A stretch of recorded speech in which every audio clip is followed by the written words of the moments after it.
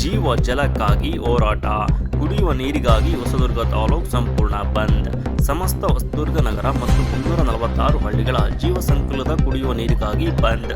ಹೊಸದುರ್ಗ ತಾಲೂಕಿಗೆ 2014ರಲ್ಲಿ ಮಂಜೂರಾತಿಯಾಗಿರುವ ಬಹುಗ್ರಾಮ ಕುಡಿಯುವ ನೀರಿನ ಯೋಜನೆಯ ಕಾಮಗಾರಿ ಸ್ಥಳಾಂತರ ಮಾಡಬೇಕೆಂದು ದಾವಣಗೆರೆ ಜಿಲ್ಲೆಯ ಹಲವು ಜನ ಪ್ರತಿಭಟನೆ ಮಾಡುತ್ತಾರೆ. ಈ ಪ್ರತಿಭಟನೆಯನ್ನು ಖಂಡಿಸಿ ಮತ್ತು ಕಾಮಗಾರಿ ತ್ವರಿತ ಅನುಷ್ಠಾನಗೊಳಿಸಲು ಹೊಸದುರ್ಗ ತಾಲೂಕು ಸಂಪೂರ್ಣ ಶನಿವಾರ ಬಂದ್ ಮಾಡಲಾಗಿದೆ. ಈ ನೀರಿನ ಸರಬರಾಜು ಯೋಜನೆಯನ್ನು ದಾವಣಗೆರೆ ಜಿಲ್ಲೆಯ ಕೆಲವು ಜನರು ಇದರ ವಿರುದ್ಧ ಪ್ರತಿಭಟನೆ ಮಾಡಿದ್ದು, ಈ ವಿಷಯ ಹೊಸದುರ್ಗ ತಾಲೂಕು ಜನಗಳಿಗೆ ಭಂಗ ತರುವಂತೆ ಆಗುತ್ತದೆ. ಆದ ಕಾರಣ ಹೊಸದುರ್ಗ ತಾಲೂಕು ಎಲ್ಲ ಪಕ್ಷಗಳು, ರೈತ ಸಂಘಟನೆಗಳು, ಕನ್ನಡ ಪರ ಸಂಘಟನೆಗಳು, ಅದರಲ್ಲಿಯೂ ಕರ್ನಾಟಕ ರಕ್ಷಣಾ ವೇದಿಕೆ ಇದರ ಪ್ರತಿಭಟನೆಯಲ್ಲಿ ಪಾಲ್ಗೊಳ್ಳಲಿತ್ತು. ಈ ಎಲ್ಲ ವಿಷಯಗಳನ್ನು ಚರ್ಚಿಸಿ ತಹಶೀಲ್ದಾರ್ ಅವರಿಗೆ ಒಂದು ಮನವಿಯನ್ನು ಸಲ್ಲಿಸಲಾಯಿತು. ನಮ್ಮ ಕರ್ನಾಟಕ ರಕ್ಷಣಾ ವೇದಿಕೆಯ ಪರವಾಗಿ ಜಿಲ್ಲಾ ಅಧ್ಯಕ್ಷರಾದ ಮಾರುತಿ, ಹೊಸದುರ್ಗ ತಾಲೂಕು ಅಧ್ಯಕ್ಷರಾದ ಅಭಿಷೇಕ್, ಜಿಲ್ಲಾ ಪ್ರಧಾನ ಕಾರ್ಯದರ್ಶಿಯಾದ ಮಂಜುನಾಥ್, ತಾಲೂಕು ಅಧ್ಯಕ್ಷರಾದ ಮಹೇಂದ್ರಸ್ವಾಮಿ, ರೈತ ಘಟಕದ ಅಧ್ಯಕ್ಷರಾದ ರಂಗಸ್ವಾಮಿ, ಆದಿತ್ಯ, ನಾಗರಾಜ್, ಗುರುರಾಜ್ ಯಾದವ್, ಶ್ರೀನಿವಾಸ್, ಪ್ರಕಾಶ್ ಇನ್ನು ಅನೇಕ ಪದಾಧಿಕಾರಿಗಳು ಭಾಗವಹಿಸಿದ್ದರು.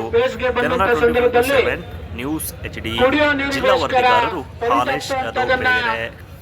ಕೊನೆಗಾಣಿಸಬೇಕು ಅಂತ ಹೇಳಿ ಒಂದು ಸುಮಾರು 350 ಕೋಟಿ ಮೊತ್ತದ ಯೋಜನೆಯನ್ನ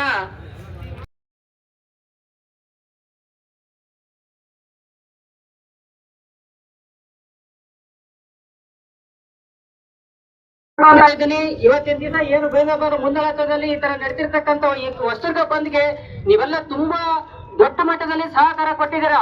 ಯಾವುದೇ ರಾಜಕೀಯ ಪಕ್ಷ ಆಗ್ಲಿ, ಯಾವುದೇ ಒಂದು ಬೇರೆ ತರದ ಪಕ್ಷಗಳಾಗ್ಲಿ ಇಲ್ಲಿ ಯಾವುದೇ ರೀತಿ ಮುಂದೆ ಇದು ಮಾಡ್ತಾ ಇಲ್ಲ. ಎಲ್ಲರೂ ಒಗ್ಗಟ್ಟಾಗಿ ನಿಂತು ಪ್ರತಿಯೊಂದು ತಾಲೂಕಿನ ಜನತೆ ಆಗಿರ್ಬೋದು ಎಲ್ಲರ ಬಂದ ಸಹಕಾರ ಉತ್ತಮ ಮಟ್ಟದಲ್ಲಿ ಕೊಟ್ಟಿದ್ದೀರಾ. ಇವತ್ತಿನ ದಿನಗಳಲ್ಲಿ ಇದನ್ನ ನೀವು ಒಂದು ಹೃದಯಕ್ಕೆ ತಗೊಂಡ್ಬಿಟ್ಟು ಈ ಒಂದು ಪ್ರತಿಭಟನೆಗೆ ಎಲ್ಲ ಸಹಕರಿಸಿದ್ದೀರಾ. ಇವನ್ನ ನೀವು ಆದಷ್ಟು ಬೇಗ ಇದು ನಮ್ಮ ಸನ್ಮಾನ್ಯ ಶ್ರೀ ಸಿದ್ದರಾಮಯ್ಯ ಅವರಿಗೆ ತಲುಪುವವರೆಗೂ ಇದನ್ನ ನೀವು ಖಂಡಿಸಬೇಕು. ಇಲ್ಲ ಅಂತಂದ್ರೆ ಇದು ನಾವೇನು ಇವತ್ತೇನು ಸಣ್ಣ ಮಟ್ಟದಲ್ಲಿ ಹಮ್ಮಿಕೊಂಡಿದೀವಿ, ಮುಂದಿನ ದಿನಗಳಲ್ಲಿ ದೊಡ್ಡ ಮಟ್ಟದಲ್ಲಿ